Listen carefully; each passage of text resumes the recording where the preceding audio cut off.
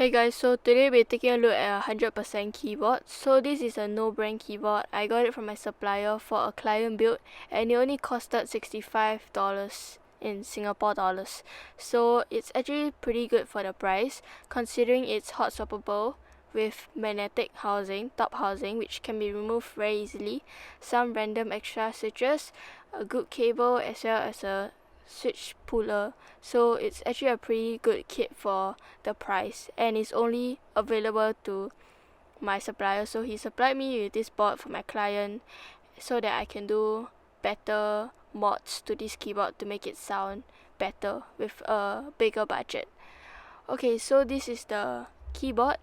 It was available in white and black, but I got it in the white version. So as I said, it's hot swappable, and it also has north-facing LED sockets, supports 3 or 5 pin switches, and this magnetic housing is pretty nice, and it's really easy to mod the keyboard with such a magnetic housing. Yeah. So the keyboard also does have many types of connection, as well as a riser feed at the bottom. So the connection is available using Type-C wire, the Bluetooth, the USB dongle, as well as Bluetooth. So there are 3 types of connection, and you can just choose which one is preferred for you. So it does have this RGB. I know it's pretty glaring, but you can adjust it using the manual.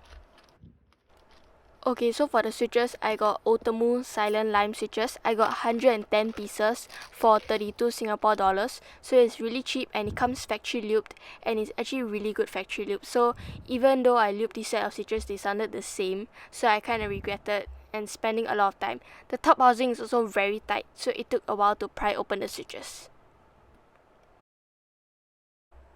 Okay guys, so the keycaps will be using some random gradient set of keycaps. So this is supposedly, I think, a sunset gradient keycap set. So it comes with orange, pink, purple and blue colors in this set of keycaps.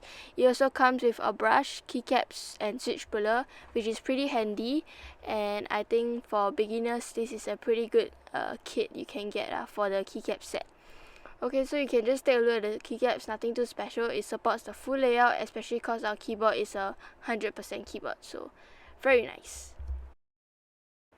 Okay, so for the switches, I looped them with Krytox 205 grade 0 and 105 grade 0 on the springs, and it actually was a pretty good factory loop job, so it left a lot of residue of loop on in the container that I used to store the stems, and the springs also separately. So if I use the switch opener to open them, it was actually a pretty hard job because the top housing was super tight, which is a good thing. So these set of switches are really budget friendly and super good for silent switches. Okay, so after opening up the top housing, I'll be showing you the parts that are inside this keyboard. But first, you need to screw open the screws. There are a total of 10 screws, but only 5 of them are captured in this footage. Anyways, this aluminum plate does have pre-installed plate-mounted stabilizers, which are supposedly lubed, but it is still very rattly as though it's not been lubed, because they did not lube the important points like the wires, like the contact point. But anyways, we'll do our own lube job, no worries. So plate foam is also provided in this kit, and there's no case foam, which is okay, but we'll be installing our own case foam. So I got this off Shopee for $3 from Vietnam, and it's actually pretty good. So I think this will be my so-called supplier for foam on Shopee because it's pretty cheap. Anyways, you need to cut out the spaces for the battery and the daughterboard, and also poke the foam through the standoffs for them to be able to have contact with the screw when you close back the keyboard. Anyways, you can apply your 3-layer tape mod as usual. I'll be using masking tape as usual, and also do remember to also cut out spaces for the wire when you reconnect it back later at the end of the build.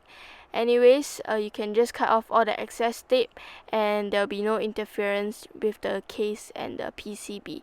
Anyways, I'm going to be installing the Everglide plate mounted stabilizers lubed with Krytox 205 grade 0 and Dielectric grease on the wires. So they sound pretty good, so Everglide plate mounted stabilizers have been my go-to for plate mounted stabilizers. But for the number pad, we'll be using the kit that provided the plate mounted stabilizers. Okay, so after all the mods, we can reassemble the keyboard. But first we'll be plugging back all the wires to the PCB, poking holes on the tape mod for the standoffs, and also I forgot to cut off the case foam for the switch, but yeah, I'll do that now.